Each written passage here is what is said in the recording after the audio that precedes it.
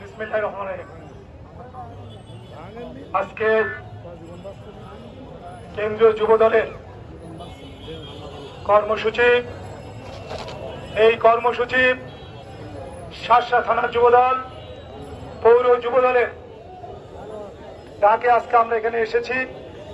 আজকের এই পথসভার সম্মানিত সভাপতি, শার্শা থানা যুবদলের সংগ্রামী আহ্বায়ক মোস্তাফিজ জুয়াদ শরীফ, আমাদের পাশে উপস্থিত আছেন এই পৌর যুবদলের সংগ্রামী সভাপতি মফিজুর রহমান বাবু, আমাদের মাঝে উপস্থিত আছেন আজকে যার অক্লান্ত পরিশ্রমের মধ্য দিয়ে পৌরসভার নেতৃত্বে আজকে আমরা সকলের মিলে আজকে বেনাপোল বড় পোর্টকে 2 দিনের ভিতরে আমরা শান্তিপূর্ণভাবে চালু করতে পেরেছি। তার জন্য এবং বেনাপোলের মানুষ আজকে শান্তিতে আছে। সেই পৌরসভার নেতা আমার ছোট ভাই সংগ্রামী সাধারণ সম্পাদক আবুতার ভারতকে আমি ধন্যবাদ জানাই। আজকে আমাদের মাঝে উপস্থিত আছেন আরেকজন আমাদের তুখোর রাজনীতিবিদ, আমাদের অত্যন্ত প্রিয় ছোট ভাই, যার নেতৃত্বে আজকে ছাত্র আন্দোলন যশোরে দেখেছেন, সেই ছোট ভাই অ্যাডভোকেট মোস্তফা কামাল মিন্টু আমাদের মাঝে উপস্থিত আছেন। আমাদের যশোরের পৌর বিএনপির অন্যতম নেতা নাজমুল গোলাম পল্টু, শার্শা থানা যুব দলের যুগ্ম আহ্বায়ক শহীদ আমাদের মাঝে উপস্থিত আছেন। শার্শা থানা ছাত্র দলের সভাপতি চয়ন, পৌর বিএনপি ছাত্র দলের সভাপতি আরিফ আমাদের মাঝে উপস্থিত আছেন। যশোর জেলা ছাত্র দলের সংগ্রামী সহসভাপতি রাজা আমাদের মাঝে উপস্থিত আছেন। আরো অন্যান্য নেতৃবৃন্দ সকলের নামে আমাদের পাশে উপস্থিত আছেন।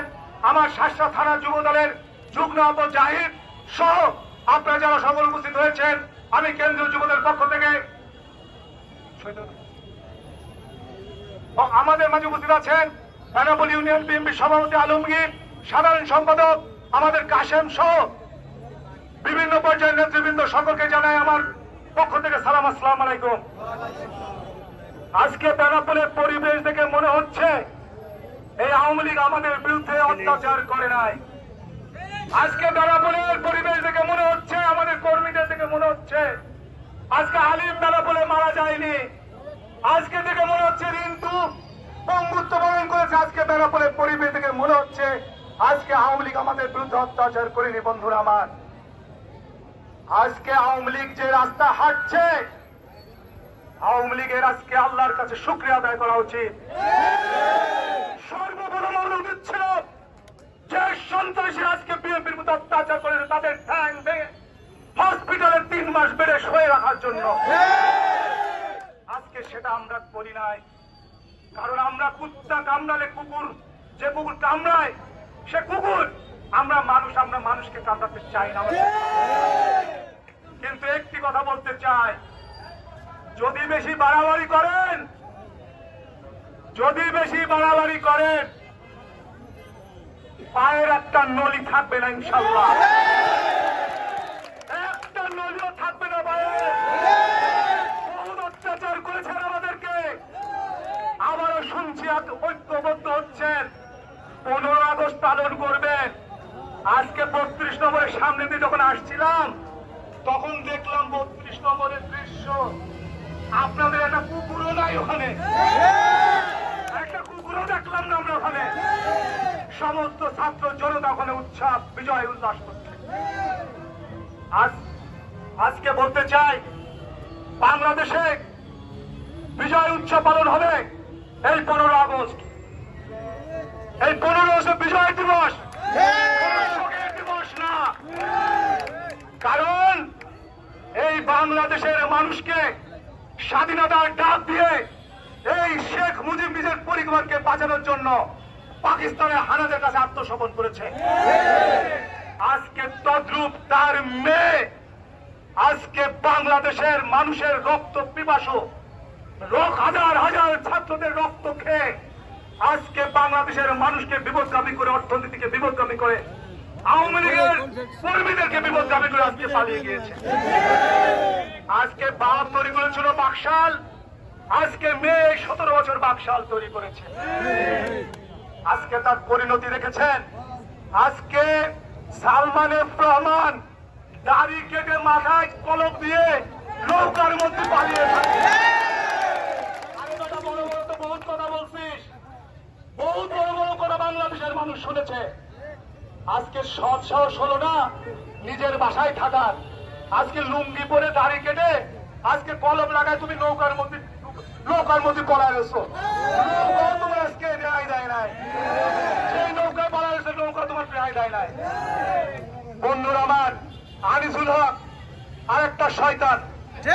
এই শয়তান আজকে আইনের উপরে জবরদস্তি করে আমাদের বিরুদ্ধে হাজার হাজার মামলা করে, আমাদের বিরুদ্ধে হাজার হাজার মামলা দিয়ে আমাদেরকে জেল খাটিয়েছে, আমাদেরকে মিথ্যাভাবে আমাদেরকে হয়রানি করেছে।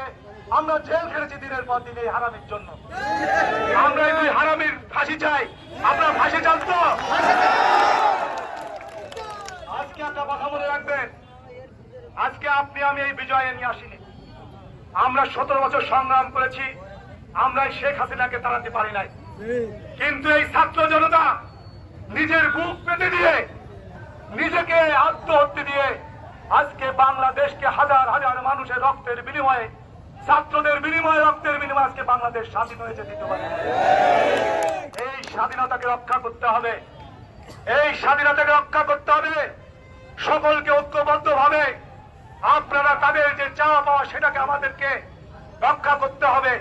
আর এই রক্ষা করতে গেলে আমাদের মধ্যে ঐক্যবদ্ধ থাকতে হবে। আওয়ামী লীগের কিছু মানুষ যারা আওয়ামী লীগের সাথে মিশে আমাদের অত্যাচার করেছে, আজকে তারা দেখছি বিভিন্ন মোটর সাইকেলের পিছনে ঘুরে বেড়াচ্ছে, আমাদের পিছনে আজকে তারা আসতে চায়।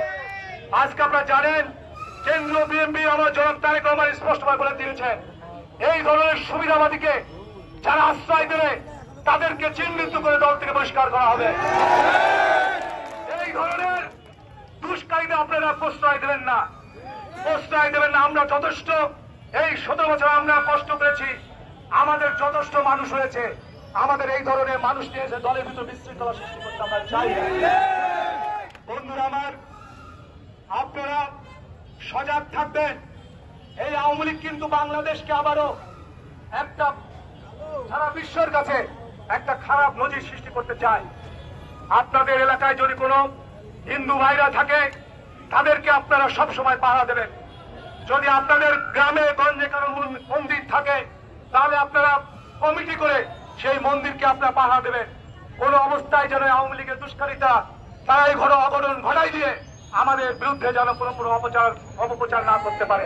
সবাই সজাগ থাকবেন এবং আগামী দিনে মনে রাখবেন, আগামী দিনে মানুষের দুয়ারে দুয়ারে যেতে হবে, মানুষের কাছে ভোট চাইতে যেতে হবে। এমন কিছু করবেন না যেন মানুষের পাশে আমরা না যেতে পারি। মানুষ যেন না বলে যে আওয়ামী লীগ যে কাজ করেছে, বিএনপি সে কাজ করেছে, বাবা তাহলে পরিবর্তন করে হলোটা কি, এই কথা যেন কেউ না বলতে পারে। বন্ধুরা আমার, আপনারা মানুষের সাথে ভালো ব্যবহার করবেন। কিন্তু একটা কথা বলতে চাই, যে আওয়ামী লীগের কর্মী আপনাকে অত্যাচার করেছে নির্দিষ্ট ভাবে, সেই কর্মী যেন এলাকায় না থাকতে পারে। সবাইকে আওয়ামী লীগ সবাই করে, এর মধ্যে ভালো মানুষ আছে। যে সমস্ত দুষ্কারীদের মাধ্যমে আমরা অত্যাচারিত হয়েছি, যারা আমাদেরকে খুন করেছে, যারা আমাকে টর্চারিং করেছে, যারা আমার মা বোনের ইজ্জত দিয়েছে, সেই সমস্ত বন্ধু, সেই সমস্ত আওয়ামী লীগের সন্ত্রাসী তাদের এলাকায় পান, ওদের হাত পা ঘুরিয়ে দিয়ে এই জায়গায় কোনো কম্প্রোমাইজ নেই, এই জায়গায় কোনো কম্প্রোমাইজ নেই। কিন্তু কোন অবস্থাতেই কোন সাধারণ আওয়ামী লীগের কর্মীদেরকে, সাধারণ মানুষের পাশে দাঁড়াবেন, তাদেরকে কোনো অত্যাচার করতে পারবেন না, তাদেরকে সহযোগিতা করবেন। তাদের আমার ভাই আগামী দিনে আমাদের কাছে এসে আমাদের পক্ষে ভোট দিতে পারে। শুধুমাত্র সন্ত্রাসীদের এই এলাকায় থাকতে দেবেন না।